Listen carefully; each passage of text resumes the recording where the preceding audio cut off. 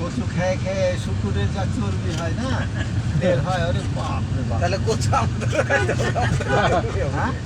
তাহলে তো আমার কচু কাটতে হবে। হ্যাঁ। চিকনা মানুষ মোটা গেছে। হ্যাঁ, মাটির নিচে তো অনেক কিছু জিনিস খায় ওরা। এই যে কেশর থাকে, মানে ছোট ছোট এরকম বড় বড়, সেগুলোও খায় ওদের খাদ্য। উপরে তেল কাটে। চোখের দুধ লেগে ঘাস খেতে হবে।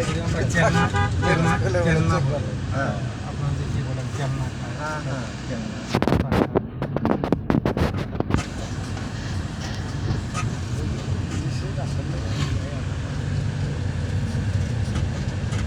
কচ্ছপের মাংস খাইলাম কিছুদিন আগে, ভালো লাগলো।